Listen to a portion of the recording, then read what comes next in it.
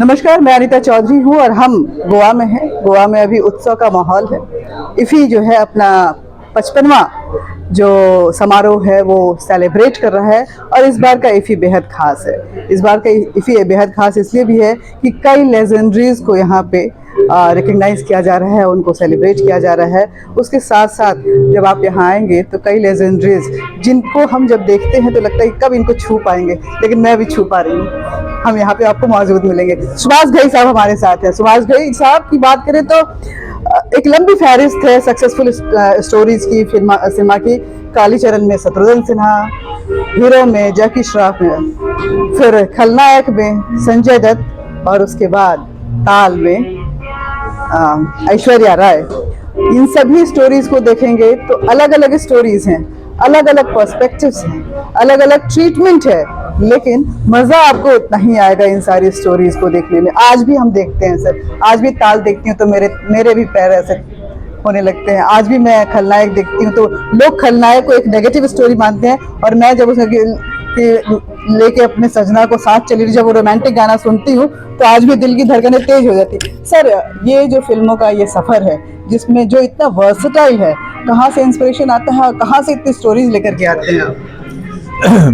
अच्छी कहानियां तो मैं नानी जी से सुनता था, हाँ। फिर मौसी से सुनता था। तो कहानियों का दौर जो है मेरे बचपन से चलता रहा। हाँ। कहानियां सुनना और सुनाना मेरे बचपन का शौक था। ये माध्यम मिल गया मुझे सिनेमा का, तो मैं FTI में गया पढ़ने के लिए, फिर यूनिवर्सिटी में आया। तो कहानियां मुझे हमेशा अट्रैक्ट करती हैं। दूसरे के बारे में, लोगों के बारे में, समाज के बारे में, देश के बारे में जानना। मैं जिज्ञासु एक लड़का हूँ, बच्चा था, अभी भी होती है। नहीं, अभी भी लड़के ही आप। हाँ जी, बिल्कुल सही कहा आपने। और उस लड़के होने के नाते अभी भी इतनी स्टोरी हैं। मैंने उस दिन कहा कि भारत में हमारे पास 10,000 कहानियां हैं, हमने तो सिर्फ 25-30 ही बनाई है। अच्छा, मैंने सुनी 85-86 कुछ है बनाई है फिल्में। 100 भी बनाएंगे तो क्या, 10,000 के सामने तो कुछ भी नहीं। हाँ, सही बात है। देखिए, बहुत लंबी फहरिस्त है और जिस तरह से सुभाष घई साहब ने फिल्मों को बनाया, एक नए आयाम दिया, एक नया टच दिया। और सबसे खास बात होती है कि सुभाष घई साहब अपने फिल्मों में अपीयरेंस भी जरूर देते थे। उस अपीयरेंस का हम लोग इंतजार करते थे। अच्छा, इस गाने में छोटा सा कुछ आने वाला है जब सुभाष घई साहब दिखेंगे तो वो बड़ा मजेदार। अच्छा, ये जो लाते थे, एक उत्सुकता बना के ऑडियंस के बीच में रखते थे, क्या आपको भी एहसास था इसका मतलब कि हमारे तो क्रेज बहुत है, लुक, अपना अपीयरेंस, अपना चेहरा दिखाना बहुत जरूरी है? देखिए, मैंने FTI में 2 साल में एक्टिंग का कोर्स किया था। मेरे पिताजी ने बड़ा पैसा खर्चा किया था, तो उनको जस्टिफाई करने के लिए, उनके खर्चे को जस्टिफाई करने के लिए एक शॉट तो बनता है।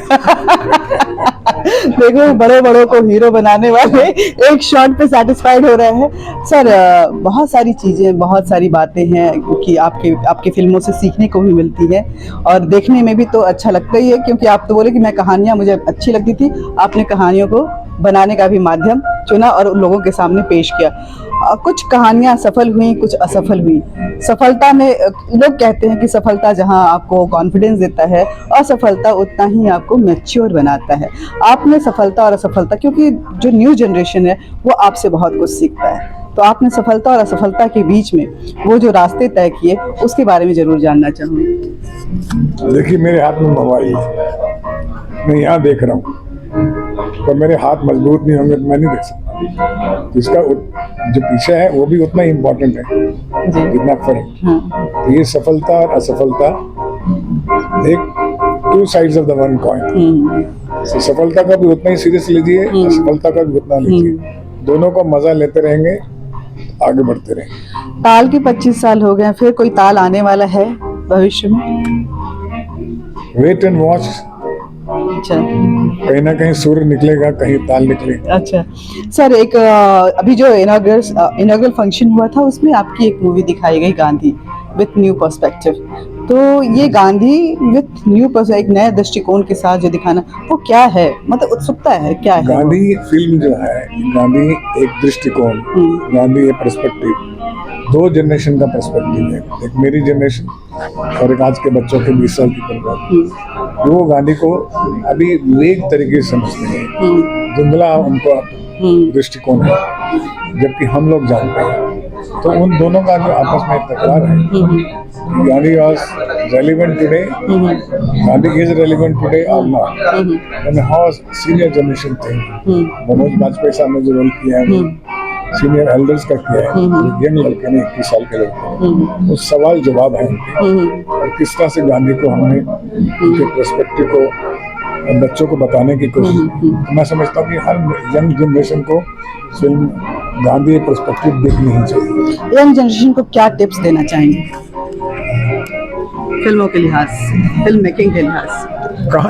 कहानियाँ पढ़ते रहो, कहानियाँ सुनते रहो, कहानियाँ बनाते रहो, तो आप फिल्म मेकर बन जाएंगे। अपनी किताब के बारे में 2 लाइन बोलिए जो आपकी आज रहेगा। सुभाष घई कर्मास चाइल्ड की किताब है, जिसमें मेरी फिल्मों के 14-15 फिल्मों के पीछे जो कहानियां हैं, उसके पीछे क्या क्या तकलीफ आई, क्या सफलता मिली, उस सब के बारे में मैंने लिखा है। आप जरूर पढ़िएगा, कर्मास चाइल्ड। तो देखिए सुभाष घई साहब थे एक वर्सेटाइल जॉनर के ये मालिक हैं, और जब आते हैं तो हर बार कुछ नया ही लेकर आते हैं। वादा किया है तो आगे भी कुछ लेकर के आएंगे, नए जनरेशन की इंस्पिरेशन है और फिल्म मेकिंग के बादशाह माने जाते हैं। धन्यवाद।